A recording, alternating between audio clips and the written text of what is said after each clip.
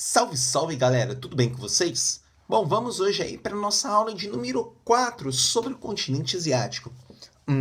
E essa aula a gente vai dividir ela em várias partes, afinal é um tema muito complexo e bastante extenso. Isso mesmo, vamos falar do Oriente Médio, uma das sub-regiões do continente asiático de maior polêmica, uma das sub-regiões do continente asiático que de fato gera grandes discussões a nível mundial. Vamos lá então começar a discutir esta região, mas claro, antes de começar essa discussão, não se esqueça de se inscrever e de compartilhar, afinal, conhecimento bom é conhecimento compartilhado. Vamos lá?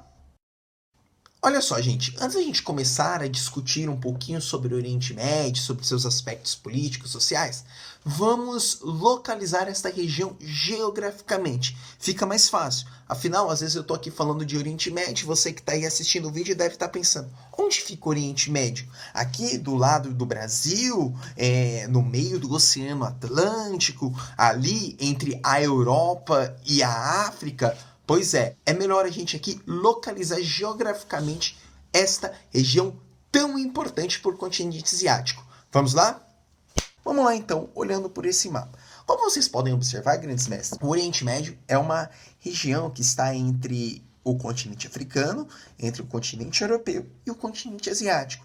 Isso mesmo, é uma região que liga 3 continentes. Você já deve estar pensando, meu Deus, muitas pessoas devem ter passado então por esse vértice geográfico. Meu Deus, muitas pessoas devem desejar essa terra de maneira super absurda. Bom, você não está enganado não. Só para vocês terem ideia, o Oriente Médio ele é berço das 3 principais religiões monoteístas do mundo. A religião cristã, a religião islâmica e a religião judaica. Religiões monoteístas são religiões onde as pessoas acreditam em apenas um Deus. Importante também ao analisar esse mapa é a presença de mares interiores circundando a região do Oriente Médio, como o Mar Mediterrâneo, o Mar Vermelho ou o próprio Golfo Pérsico. Bom, amigo, espero que você já geograficamente localizou o Oriente Médio, já sabe, ou quando olhar o mapa, onde está esta região. Então, é uma região que está no sudoeste da Ásia e liga basicamente aí 3 continentes: o continente africano, o europeu e o continente asiático. O Oriente Médio ele é uma região que apresenta, na sua grande maioria, um clima árido, e isso mesmo, é uma região que apresenta um clima árido, ou seja, uma região de clima desértico. A maior parte da população do Oriente Médio se concentra nas planícies litorâneas. Dentre as planícies, a gente vai dar destacada aí para a planície mesopotâmica, que fica ali no Iraque, uma parte na Síria. É uma região central, no meio de 2 rios, o rio Tigre e o rio Eufrates. Aliás, deixa eu colocar no mapa aí que fica mais fácil para vocês. Então, tá aí a região mesopotâmica, ela é localizada ali no Iraque, na Síria. Ela é formada pelos rios Tigres e Eufrates. E muito importante também que nessa região apresenta grandes densidades demográficas. Afinal, a população vai morar onde tem água, né, filhinho? E lá é onde cultivam vários gêneros agrícolas, tipo como o arroz, o trigo, a cevada e o algodão. Aliás, essas culturas agrícolas são milenares. Lembra das aulas de história, quando vocês aprenderam sobre o crescente fértil, a população, o homem transitando de um ser nômade para um ser sedentário, passando a constituir comunidades, a ficar no mesmo lugar, começando a criar, a produzir seu próprio alimento, a criar seu próprio alimento? Pois foi no Oriente Médio. Mas vamos lá, volta para o mapa.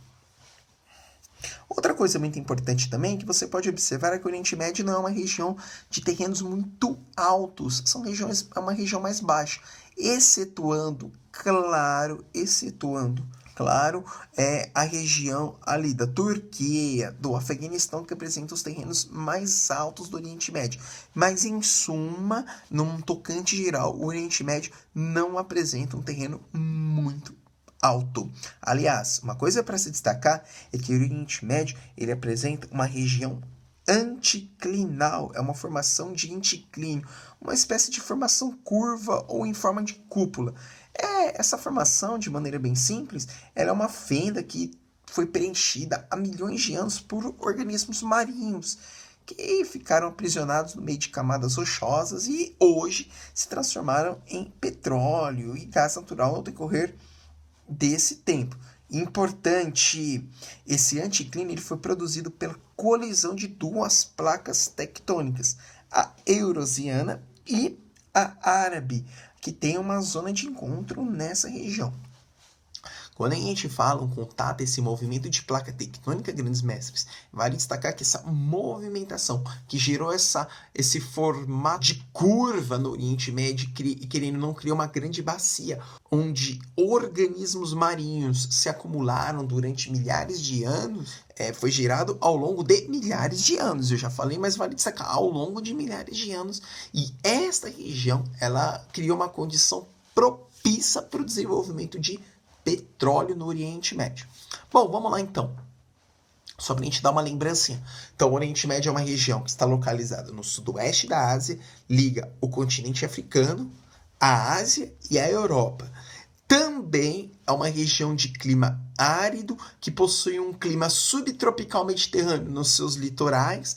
A principal densidade demográfica está muito relacionada à planície mesopotâmica, afinal é o lugar que, além de ter água, devido ao rio Tigre e ao rio Eufrates, também oferece condições para o desenvolvimento agrícola, tais como o arroz, o trigo, a cevada e o algodão, que são culturas milenares herdadas lá num processo de crescente fértil ao longo de muitos anos. Outra característica muito importante também do Oriente Médio é que o Oriente Médio é uma área de anticlinal, uma forma de curva, resultado do movimento de duas placas tectônicas, a Eurasiana e a Árabe, que criou uma condição para o acúmulo de organismos marinhos que hoje virou o petróleo e o gás. Beleza? Por que eu fiz esse rolezão todo? Porque agora eu vou discutir, digamos, os aspectos sociais, políticos, enfim, do Oriente Médio.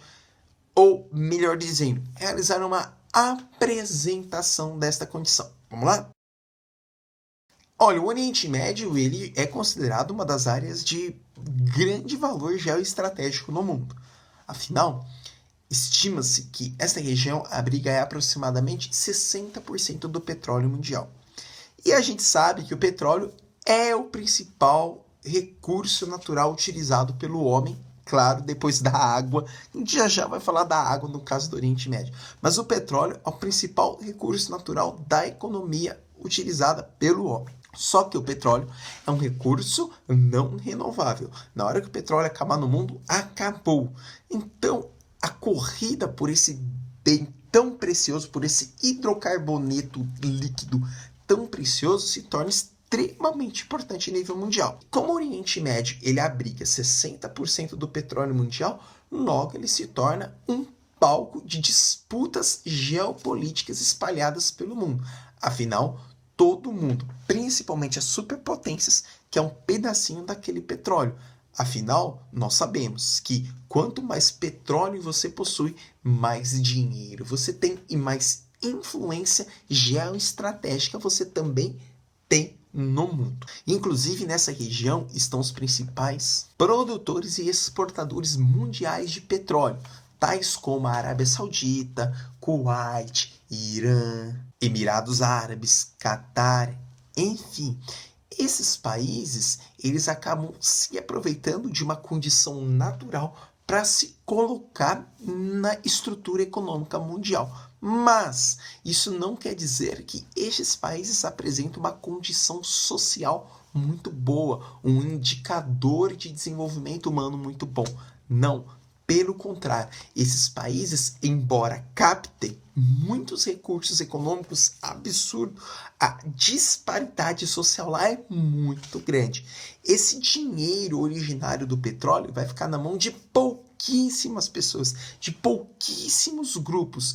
E esses grupos normalmente estão ligados a superpotências, tais como França, Estados Unidos, China. E este dinheiro gerado por ficar na mão de poucas pessoas acaba gerando uma grande disparidade, uma grande desigualdade social. Só para você ter ideia, nós estamos aqui no Brasil, nós temos aí a classe média. Temos aí a classe A, B, C, D, tem alguns que falam em E, enfim, temos várias letrinhas, essa sopa de letrinhas para definir as várias classes brasileiras econômicas. Lá, amiguinho, você vai ter a classe muito rica, very rica, muito mesmo. Cara, muito rica. E a classe muito pobre. Muito pobre, muito mesmo. O que acaba gerando motivos de tensões entre essas classes naquela região.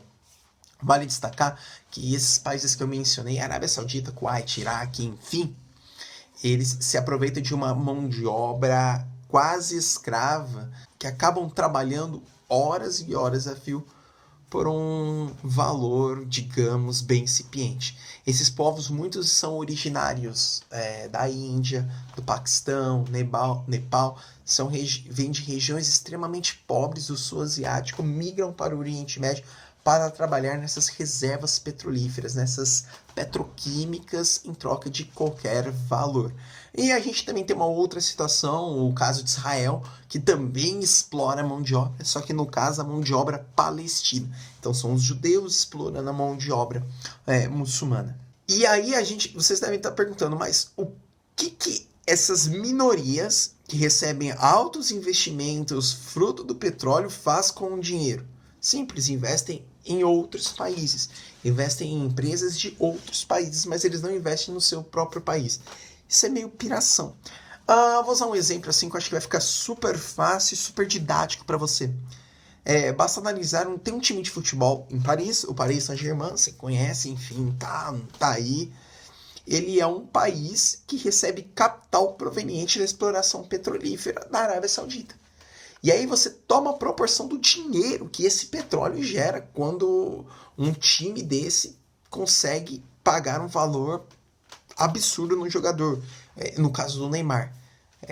Aí você toma a dimensão. Imagina se esse dinheiro que foi pago pela compra do Neymar fosse investido na Arábia Saudita e criasse condições para a população mais pobre se inserir de maneira mais digna na sociedade. Não, eles preferem investir em empresas estrangeiras, pois, segundo eles, empresas estrangeiras, seja ela de futebol ou não, estão mais consolidadas no mundo globalizado e logo tangenciam mais lucro do que se eles fossem investir ou começar do zero um processo de industrialização no seu país. Isso é muito louco. Toda essa situação acaba deixando o Oriente Médio literalmente como um barril de pólvora, porque além das disputas territoriais pelo acesso ao petróleo, dado a condição que este recurso natural traz para a economia mundial, o Oriente Médio também é uma região de disputas religiosas. No caso das disputas religiosas, culturais, a gente vai falar isso na parte 2 dessa aula. Lembra que eu falei que eu ia dividir essa aula em várias? Enfim, então vou discutir, mas só para a gente já começar a ficar atento que o Oriente Médio não é só petróleo, tem outros quesitos aí que merece discussão. Agora, uma coisa muito curiosa, que o Oriente Médio ele é uma região, paradoxalmente, que abriga e não abriga os dois principais recursos naturais para o homem. Bom, de fato, o recurso natural econômico, digamos, o petróleo, eles têm aos montes e sobra, pinga, meu Deus, é muito. A gente já discutiu isso. E ao mesmo tempo, eles não têm água, que é um recurso natural vital para o homem, né? Sem água não tem vida. E é paradoxo isso, porque eles conseguem conviver com esses dois extremos. No caso, e é tão pirado isso, que a ausência de água no Oriente Médio é tão grande que o Oriente Médio também é conhecido como Ásia Seca. Países como a Arábia Saudita, dadas condições provenientes da venda do petróleo, dessalinizam, criam um processo de dessalinização de sua água. Agora, outros países que não possuem essas técnicas ou não investem em técnicas de dessalinização sofrem com a escassez da água ou entram em conflitos diplomáticos pelo acesso a algumas reservas de água. Por exemplo, os conflitos diplomáticos políticos entre Israel e Palestina pela posse do Rio Jordão. Só que acaba passando despercebido esses conflitos. O Oriente Médio ele abriga apenas 1% da água potável mundial. E é pouquíssimo, gente, porque mesmo com todas essas desigualdades sociais do Oriente Médio, o dinamismo econômico da região vem crescendo, pois o petróleo vai levando dinheiro, vai criando uma dinâmica econômica, estrangeiros vão chegando naquela região, paquistaneses, indianos, para trabalhar, mesmo que em regime de semi-escravidão, palestinos, e essas pessoas precisam de se alimentar, precisam de plantar, enfim, precisam de criar uma sociedade, um espaço urbano, um espaço rural, e elas precisam de água que não tem. Então esses conflitos já começam a ficar mais evidentes nesses últimos anos. Só que é tão louco que as guerras são muito mais pelo uso do petróleo do que necessariamente pelo uso da água. Agora, reflexão. Sem petróleo, o homem fica. Vai sofrer? Vai ter que se readaptar? Vai. Mas fica. Agora, sem água, ele não fica. Então, galera, essa nossa primeira aula foi para analisar um pouco aí dos contextos gerais do petróleo no Oriente Médio e seus aspectos físicos, até para a gente começar a discussão dessa região que é extremamente complexa na Ásia. Muito obrigado, galera. Valeu. Se você chegou até aqui, se inscreva no canal, curta, compartilha. Não se esqueça que na descrição do vídeo tem uma lista de exercícios para você realizar, praticar, enfim. Uma coisa muito importante. Cara, comente, traga comentários que agreguem a discussão, que crie discussões, que crie polêmicas. Afinal, o conhecimento só é bom quando é compartilhado. E, claro, eu não sou o dono da verdade e nem quero ser. Muito obrigado, galera, e até a próxima. Fui!